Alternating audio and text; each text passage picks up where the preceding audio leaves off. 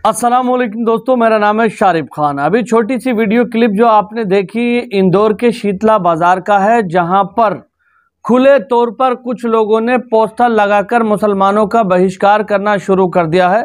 उन्होंने कहा है कि शीतला बाजार के अंदर यानी इंदौर के अंदर किसी भी मुसलमान को व्यापार करने नहीं दिया जाएगा। न केवल सिर्फ व्यापार कारोबार करने नहीं दिया जाएगा, बल्कि किसी भी मुसलमानी लड़के को दुकान पर कपड़ा दिखाने के लिए भी नहीं रखा जाएगा। यानी आप लोग जानते हैं कि बहुत सारी दुकानों पर सेल्समैन के लिए जो लड़कों को रख लिया जाता है, उनको रखने से भी खुला इनकार करने के लिए पोस्टर लगाकर कुछ असामाजिक तत्व वहां पर खड़े हो गए हैं। और ये असामाजिक तत्व का लिंक किससे है? इंदौर की भारतीय जनता पार्टी की एक नेता है, उनका बेटा इसमें शामिल पाया गया है। तो अब भारत के अंदर इस तरह का माहौल बनाया जा रहा है जिससे कि नफरत चरम सीमा पर पहुंच जाए। मुसलमानों का खुले तौर पर बहिष्कार करने की आज़ादी भारत के अंदर किसी को भी नहीं है। भारतीय संविधान ने मुसलमानों को भी उतना ही अधिकार दिया है जितना कि गैर मुस्लिमों को, लेकिन फिर भी कुछ लोग इन सारी चीज़ों को ताक में रखकर खुले तौर पर बैनर और पोस्टर के साथ वीडियोग्राफी कराने आ जाते हैं कि मुसलमानों को यहाँ पर दुकान करने की इजाज़त नहीं है, मुसलमानों को यहाँ पर कारोबार करने की इजाज़त नहीं है। और बाकायदा ये सब कहते हुए और पोस्टर दिखाते हुए उनको कोई भयभीत या कोई डर भी नहीं लगता है। तो क्या अब हमारे देश के अंदर राजनीति केवल इन्हीं चीज़ों की रह गई है? क्या राजनीति के लिए लोग केवल धर्म के मुद्दों को ही उठाना जानते हैं? आज मैं आपको एक वीडियो क्लिप दिखाने वाला हूं, जिस वीडियो क्लिप के अंदर आप बारीकी से ये जानेंगे कि कैसे इंदौर को एक तरह से मुद्दा बनाया जा रहा है और इंदौर के अंदर ये चीज़ें फैलाई जा रही हैं कि वहाँ पर मुसलमानों को कारोबार करने नहीं दिया जाएगा। अभी कुछ दिन पहले की खबर है कि एक सोसाइटी के अंदर एक मुस्लिम व्यक्ति ने घर खरीद लिया था, तो उस सोसाइटी के जो लोग थे बाकी वो सड़क पे आ गए थे और वो कह रहे थे कि मुस्लिम समाज का व्यक्ति हमारे बीच में नहीं रह सकता। और उन लोगों में काफ़ी पढ़े लिखे लोग थे, ना कि जाहिल। तो ऐसे लोगों की मानसिकता को आप क्या कहेंगे? देश के अंदर जहां पर सबको बराबर अधिकार है, भारत का नागरिक देश के किसी भी कोने में किसी भी जगह जाकर ज़मीन खरीद सकता है, घर खरीद सकता है, वहां रह सकता है, कारोबार कर सकता है। लेकिन इन जैसे असामाजिक तत्वों की वजह से आज भाईचारे में बहुत ज़्यादा दरार पड़ती चली जा रही है। आगे की चीज़ें सब वीडियो के अंदर देखेंगे। कान और नाक खुले रखने की ज़रूरत है। इस समय हर एक खबर पर नज़र बनाए हुए रखो कि आखिर चल क्या रहा है, क्या षड्यंत्र रचा जा रहा है तुम्हारे खिलाफ। ये वीडियो क्लिप देखिए आप। कहने में बुरा लगता है, लेकिन जरा एक मिनट रुक कर सोचिए कि जो कुछ चल रहा है, क्या उसके लिए भारत के अंदर जो तमाशा हो रहा है वो जिम्मेदार नहीं है? ये तस्वीरें आप देख पा रहे होंगे, ये तस्वीरें इंदौर की हैं। इंदौर को मिनी बॉम्बे कहा जाता था। बॉम्बे केवल इसलिए नहीं है क्योंकि वहां बिजनेस है और बाकी सारा कुछ है। बॉम्बे इसलिए है क्योंकि मेट्रो कल्चर है, सभी धर्मों के लोग वहां पर रहते हैं और जो रिलेशंस हैं वो इंटर रिलीजनल भी हैं। दोनों धर्मों के लोग मिलकर बिजनेस करते हैं और भी बहुत कुछ है। पारसी समुदाय बहुत छोटा सा है, उसके साथ भी किसी तरह का भेदभाव नहीं होता है। मुंबई को एक जमाने में इसी बात के लिए जाना जाता था, इंदौर को भी इसी बात के लिए जाना जाता था। लेकिन आप जो तस्वीरें देख रहे हैं वो मुसलमानों के बहिष्कार की है। बाकायदा पोस्टर्स हैं लोगों के हाथ में, जुलूस निकल रहे हैं मुसलमानों के बहिष्कार के। वहां की एक भारतीय जनता पार्टी की सांसद के बेटे ने बाकायदा बयान दिया कि एक बाजार है जहां से मुस्लिम जो काम करने वाले हैं उनको बाहर निकाला जाए। मैंने पहले भी इस पर वीडियो किया था। 40 साल से जो लोग वहां पर काम कर रहे हैं, मतलब 15-16 साल की उम्र में काम शुरू किया, 55-56 के हो गए हैं, उन लोगों को दुकानों से निकाला जा रहा है। 40 साल में उनसे दिक्कत नहीं हुई, लेकिन अब जबकि बीजेपी की डबल ट्रिपल इंजन सरकार है तो उनसे दिक्कत हो रही है, उनको निकाला जा रहा है।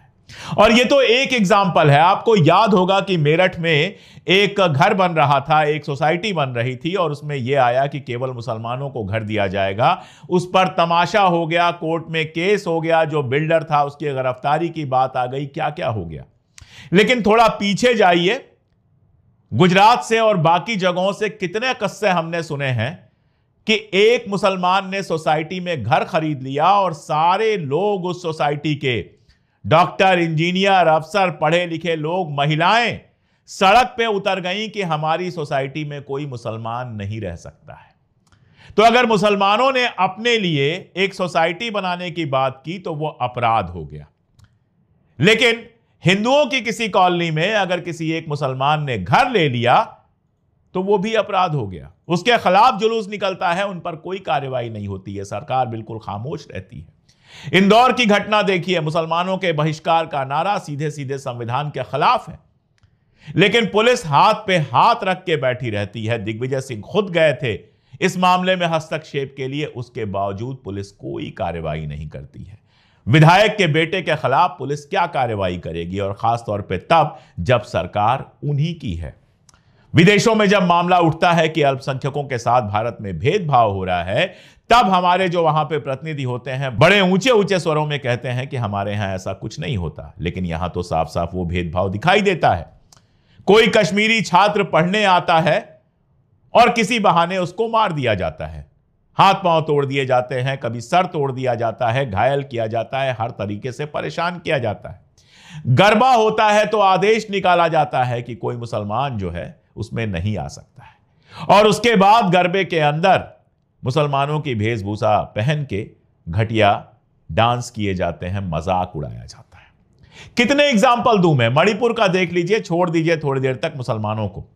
मणिपुर में जाने कितने ईसाई मार दिए गए। कहीं से कोई आपने सुना कि कोई बड़ा नेता, कोई बड़ा बीजेपी का आदमी खड़ा होकर बोले कि ईसाई अल्पसंख्यकों के साथ जो हुआ वो गलत हुआ? नहीं, आपको नहीं दिखेगा। उसको भी लगातार हिंदुत्व का मामला बनाने की कोशिश की गई। नतीजा यह कि 2-2.5 साल से मणिपुर जल रहा है, अभी भी वहां पर राष्ट्रपति शासन लगा हुआ है। एक और अल्पसंख्यक समुदाय है बौद्ध, जो अभी तक बचा हुआ था। लद्दाख में रहने वाले बौद्ध, सोनम वांगचुक की गिरफ्तारी के बाद आप उसको भी विलन बना रहे हैं। और मुसलमानों के खिलाफ तो कोई गिनती ही नहीं है। ट्रेन में कोई नमाज पढ़ ले तो उसकी लिंचिंग हो जाएगी, ट्रेन में किसी के टिफिन में नॉनवेज निकल जाए तो लिंचिंग हो जाएगी। रोज भारतीय जनता पार्टी का कोई नेता बयान देगा मुसलमानों से सामान ना खरीदें, उनका बहिष्कार करें। जिनको इतिहास पता है उनको हिटलर का जमाना याद आएगा। वहां भी यहूदियों के खिलाफ इसी तरह परसिक्यूशन शुरू हुआ था कि उनकी दुकानों से सामान ना खरीदें, अपनी दुकानों से उनको सामान ना खरीदने दें, नौकरी ना करने दें, वगैरह वगैरह। लेकिन मैं बड़े शान के साथ कह सकता हूं कि भारत और जर्मनी में जमीन आसमान का फर्क है। भारत में आज भी न केवल हमारा विपक्ष सेकुलर है, बल्कि हमारे देश के नागरिकों का, बहुसंख्यक नागरिकों का बड़ा हिस्सा भी सेकुलर है, जो इस तरह की बेवकूफ़ी की बातों को नहीं मानता है। लेकिन सवाल तो यही है कि सत्ता पक्ष जो है वो तो ये सब कर रहा है। वेज नॉनवेज पर आपके यहां विवाद हो जाएगा। अभी मैं पढ़ रहा था, मुझे हंसी आई कि बंगाली दुर्गा पूजा का कोई पंडाल था, वहां नॉनवेज बिक रहा था, वहां जाके लोग तमाशा करने लगे। इनको पता ही नहीं है कि बंगाल की परंपरा में आप कहीं भी जाएं, किसी भी शहर में जाएं, अगर बंगालियों का दुर्गा पूजो पंडाल होगा तो वहां पर आपको एग रोल भी मिलेगा, चिकन रोल भी मिलेगा, मटन रोल भी मिलेगा। यह इतना बड़ा देश है कि यहां अलग अलग तरीके की संस्कृतियां होती हैं, लेकिन कुछ लोग एक ही तरह की संस्कृति लागू करने की कोशिश करते हैं। जमीन पर जो हो रहा है वो तो आप जानते हैं। किस मुंह से दुनिया के सामने मैं कहूं कि हमारे यहां भेदभाव नहीं होता है, जबकि एक पूर्व मंत्री, पूर्व सांसद, रामपुर के बड़े नेता आजम खान साहब को मुर्गी चोरी जैसे आरोप में जेल में सड़ाया जाता है। दुनिया में कहीं ऐसा नहीं होता होगा कि 2 साल से ज्यादा वो जेल में पड़े रहते हैं ऐसे बेकार के आरोपों के चलते। उनकी गलती यह कि उन्होंने एजुकेशनल इंस्टीट्यूट बनवाया। अगर मस्जिद बनवाते तो शायद नहीं होता। आप देखिए, अयोध्या में फैसला आता है राम मंदिर बनने का।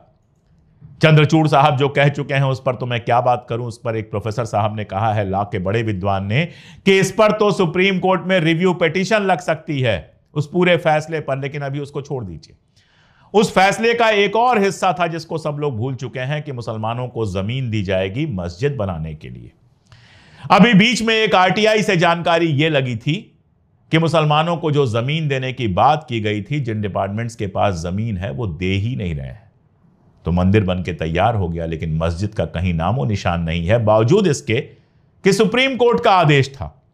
बुलडोजर आप देख लीजिए, बरेली में आई लव मोहम्मद के नाम पर विवाद होता है, और अब ये आ रहा है तौकीर रजा के रिश्तेदारों के घर बुलडोजर चल रहा है, उनके घर बुलडोजर चल रहा है। सुप्रीम कोर्ट का फैसला है कि 6 महीने की नोटिस दिए बिना, बाकी सब कुछ किए बिना, उसको अदालत में जाकर अपनी बात रखने का मौका दिए बिना आप बुलडोजर नहीं चला सकते हैं, लेकिन बुलडोजर चल जाते हैं। मुसलमानों के घर जब बुलडोजर चलना होता है तो चल जाते हैं। यह तो रहा जमीन का सवाल। जमीन पर रोज जो तमाशा हो रहा है वो तो है ही। जरा आप देख लीजिए सोशल मीडिया पर हमारे जैसे लोग अगर इस तरह की चीजों के खिलाफ लिखें तो गाली पड़ती है, मुसलमान होगा, कटुआ होगा। मुसलमान होना कोई अपराध है?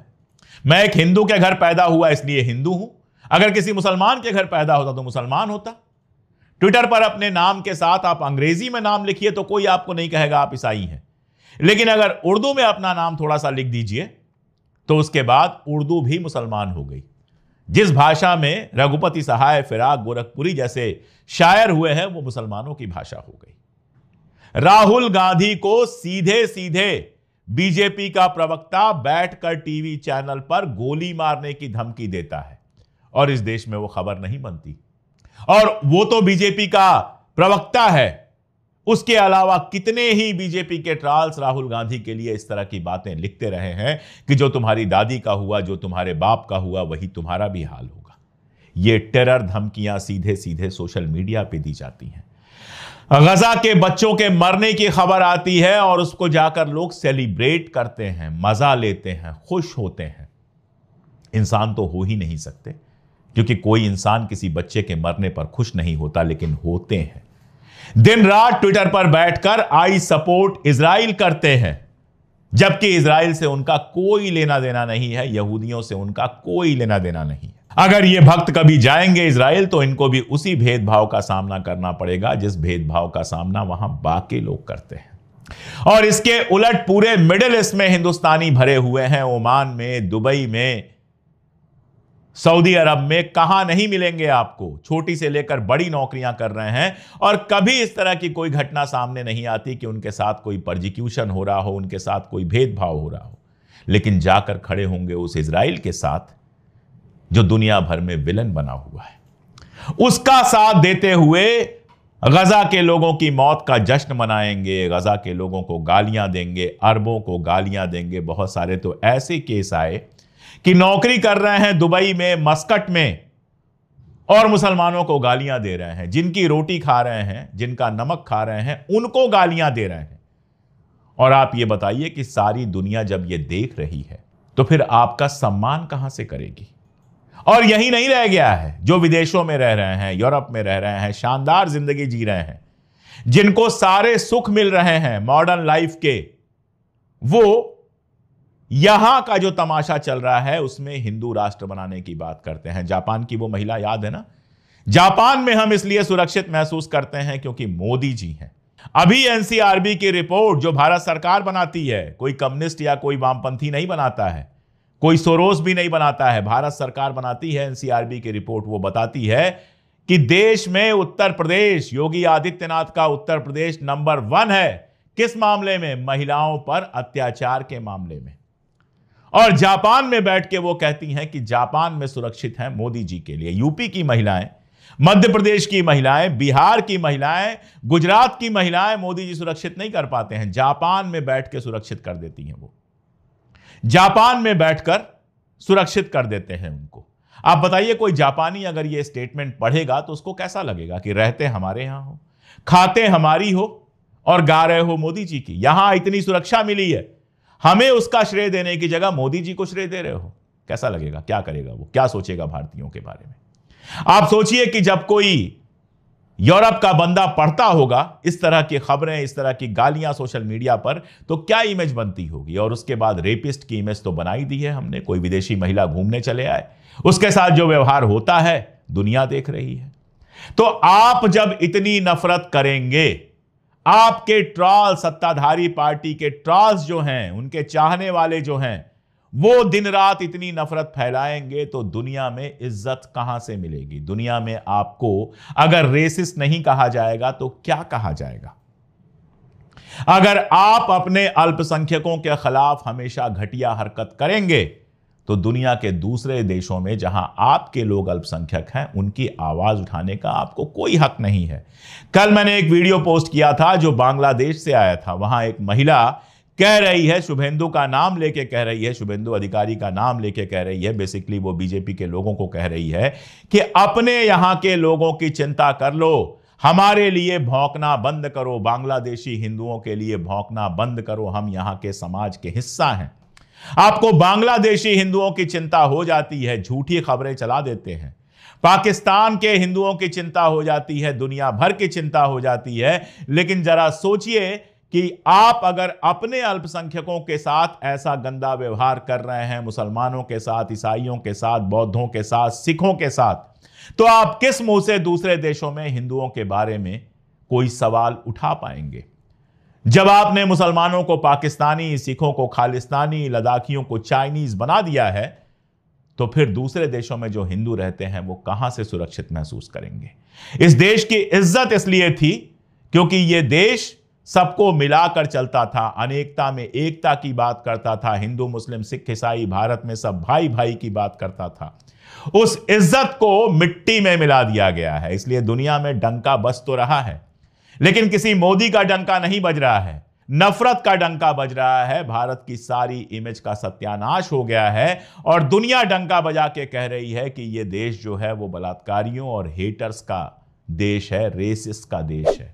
तो दोस्तों, वीडियो देखकर आपको सारी बात समझ में आ गई होगी कि किस तरह से प्लानिंग करने के बाद इंदौर के शीतला बाजार को टारगेट किया गया और वहां पर लोगों को उकसाने की कोशिश की गई। लोगों से ये कहा गया कि इस बाजार के अंदर मुसलमानों की दुकानें मत खुलने दो, मुसलमानों को यहाँ पर व्यापार मत करने दो, और ऐसे अपमानजनक शब्दों का इस्तेमाल किया गया। एक बोर्ड पर लिखा हुआ है कि यहाँ पर जिहादी लोग नहीं आएंगे, तो माताएं और बहनें इस बाजार के अंदर आ सकती हैं, उनको कोई भी दिक्कत नहीं है। यानी कि सीधे तौर पर यह कहने की कोशिश की जा रही है, इनडायरेक्टली तौर पर, कि मुसलमानों के आने से माताएं और बहनें जो हैं वहाँ पर सुरक्षित नहीं।